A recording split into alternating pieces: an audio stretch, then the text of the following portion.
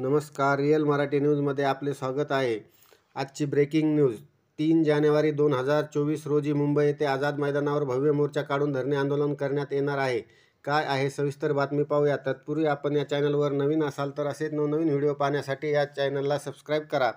संपामध्ये सहभागी असलेल्या बऱ्याच अंगणवाडी सेविका व मदतनीस या 50 वर्ष वयाच्या पुढील असून बऱ्याच जणींना BP, शुगर असे आजार आहेत. आपल्या आदेशानुसार अंगणवाडी केंद्राच्या चाव्या ताब्यात घेण्यासाठी बालविकास प्रकल्प अधिकारी किंवा अंगणवाडी पर्यवेक्षिका यांच्याकडून अंगणवाडी सेविकावर धाक दडपशाही करताना राज्यातील एखादी अंगणवाडी सेविका किंवा मदतनीस संपाच्या लढाईत BP कमी किंवा जास्त होऊन शहीद झाली तर आपल्यावर संबंधित बालविकास प्रकल्प अधिकारी व अंगणवाडी पर्यवेक्षिका यांच्यावर आम्हाला सदोष मनुष्यवधाचा गुन्हा दाखल करावा लागेल.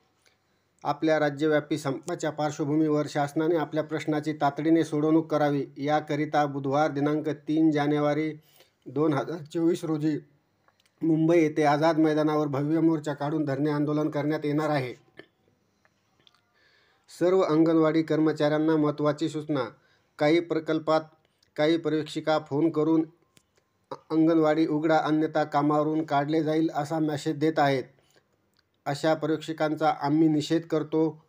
कोणीही अंगणवाडी कर्मचाऱ्यांनी घाबरून जाऊ नका.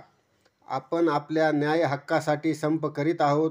आपला संप फोडण्याचा हा प्रयत्न आहे. कोणीही अंगणवाडी उघडायची नाही.